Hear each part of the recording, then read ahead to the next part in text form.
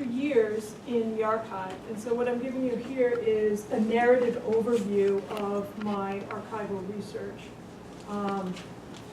But I'm happy in the question and answer period to engage with any theory, particularly about the ideology of the separate spheres, and also issues of negotiated power that come up in looking at my sources. My sources suggest there's both a public and a hidden transcript. But I'll give you a narrative for this presentation. So, at London St. Giles Cripplegate Church in 1790, the sexton, parish clerk, and church wardens dug under the chancel floor in search of a body. John Milton had been interred there about 100 years previously, but the location of his grave was in doubt. After the officials found what they believed to be Milton's remains, they marked the spot and reburied the coffin without opening it. However, over the next few days, several gentlemen visited and took away teeth, bone, and hair from the corpse as keepsakes. Eyewitnesses claimed that the sexton played no role in the sacrilege, but the gravedigger charged 6 pence for access.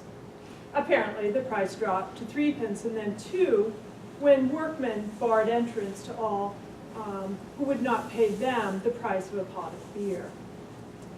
The desecration of Milton's body should come as no surprise. Relics from the dead have long fascinated Christian Europeans. Rather, the noteworthy aspect of this story is that the parish sexton and gravedigger were women, Mrs. Ann Hoppy and Elizabeth Grant. Eyewitnesses offered no special commentary about the presence of women at a gravesite, and why would they? In the 1790s, women generally had charge of London's dead. Every London parish, and that's 97 parishes, within the city walls at some point between 1700 and 1830 had a woman sexton, typically called a sextoness. Some parishes exclusively appointed sextonesses, and only women served as searchers of the dead. The individuals who determined cause of death for London's bills of mortality. And this is a bill of mortality. So those are the list of the parishes and their dead, the numbers are there, and then below are the list of the different causes of death, and that's what the women determined. Focusing on St. Giles Cripplegate, this paper considers the women who cared for London's dead. These women ranked low in the gendered hierarchy, but exercised considerable authority in service to the parish.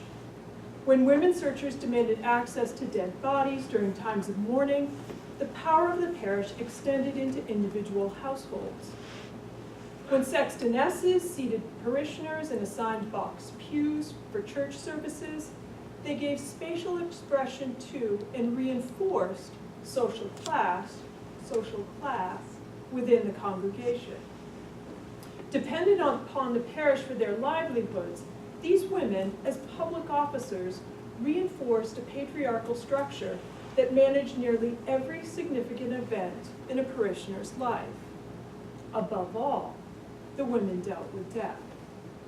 Yet despite searchers' responsibility to examine dead bodies and identify disease, medical experience had little, if anything, to do with their appointments.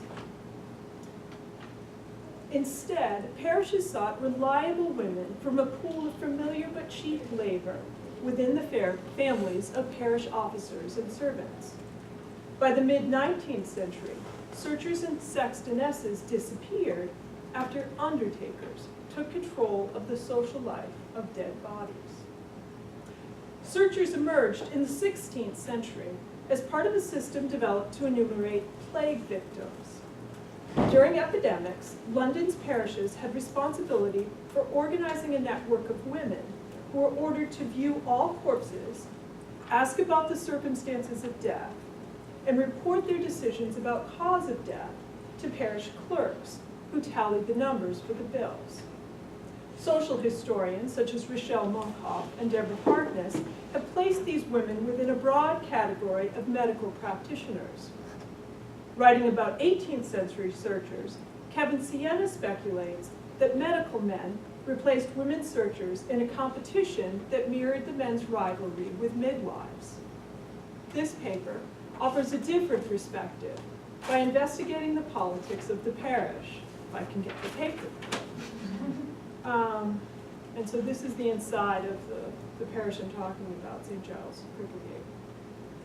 Research has led to a database of over 800 women searchers and sextonesses, and a prosopographic study demonstrates that vestrymen look not to midwives or women who nursed children and the sick, but instead to the daughters, sisters, and wives of men who already worked for London's parishes.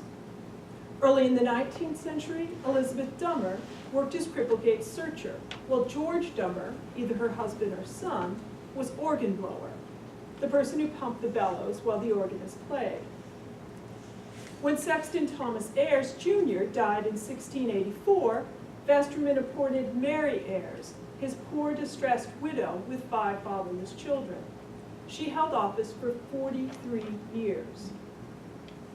Although London parishes tended to hold elections for sextons, a 19th century journal described the position as to all intents and purposes hereditary. In 1785, vestrymen unanimously elected widow Anne Hoppy, the sexton during Milton's disinterment. She replaced her deceased husband. Fulfilling a combination of parish duties, these women saved the parish money. After 1700, at least 40 parishes within the city walls required sextonesses to also search the dead.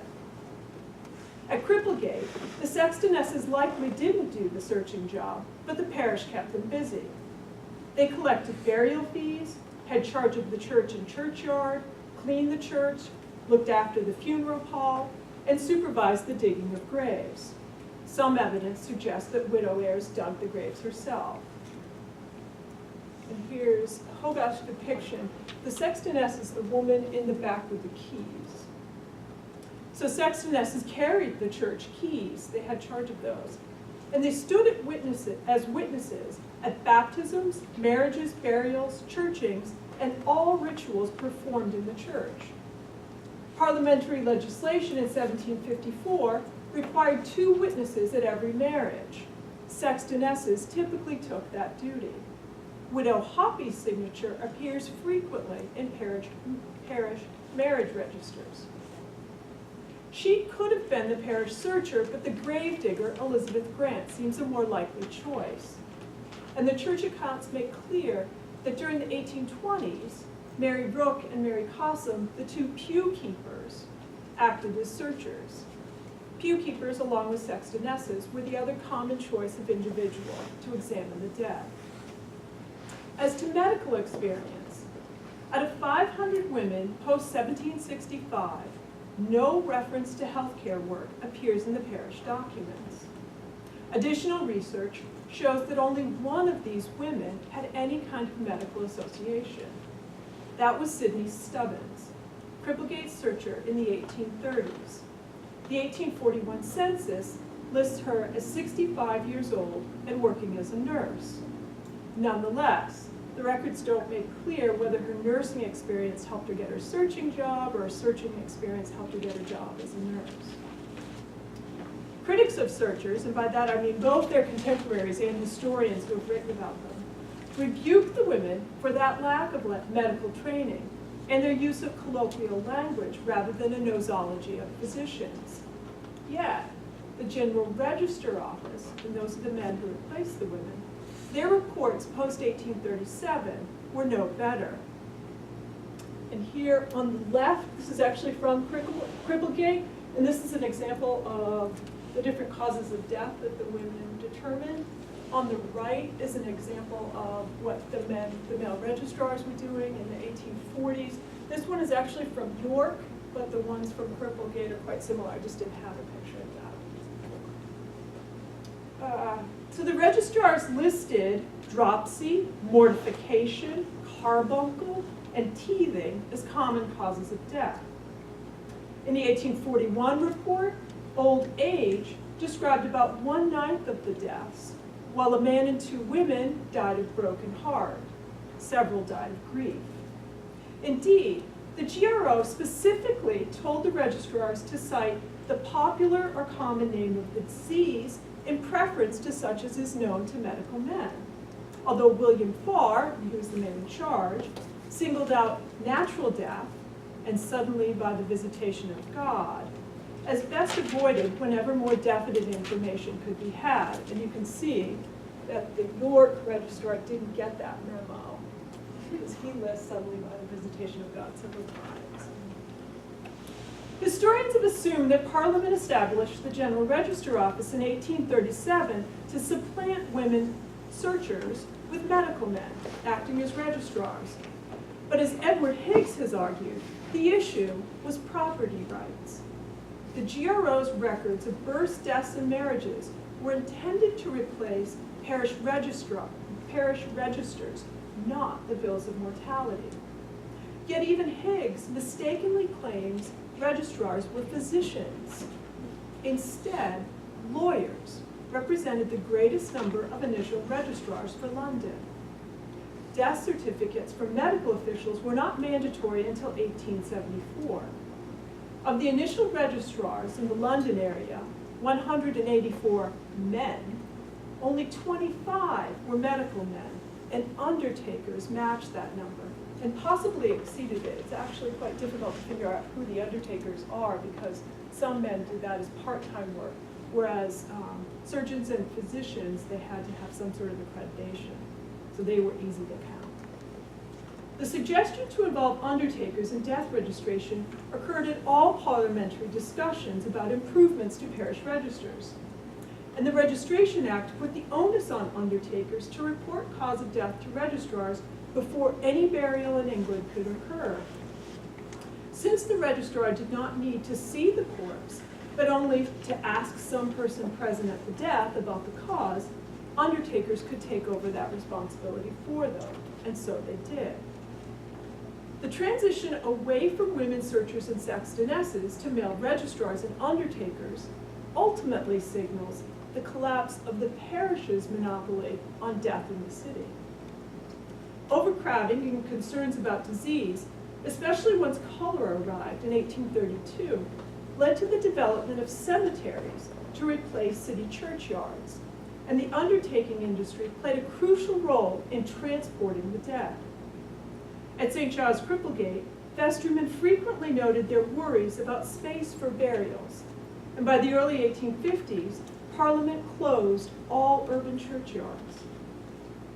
That movement of bodies particularly advantaged parish clerks and sextons who worked as undertakers. The parish clerk and other men at Milton's disinterment were undertakers. Parish records imply that Edward Richardson, Anne Hoppy's successor as sexton, was an undertaker. Cripplegate's first registrar was Joseph de Vries. He described himself as a funeral featherman, which meant that he owned a feather warehouse, and feathers were frequently used in funereal processions, and you can see the feathers on top of the horse and on the hearse, and they're dyed black, they're quite fragile, they ended up being very expensive, and so being a funeral featherman was lucrative work, but it was also code for he was an undertaker. The deputy registrar, George Harrington, actually lived with de Vries and was yet another undertaker. That intersection of parish clerks, sextons, and registrars with undertakers deserves more attention from historians, especially since very few women were undertakers. There were very few women in the records that I could find that were undertakers, which is fascinating given how many of them were sextonesses and searchers. Throughout the early modern period, London parishes monitored the lives of parishioners and engaged women to count the dead and bury the bodies, until the mid-19th century, when male undertakers took away the corpses. Oh, sorry. Thank you very much.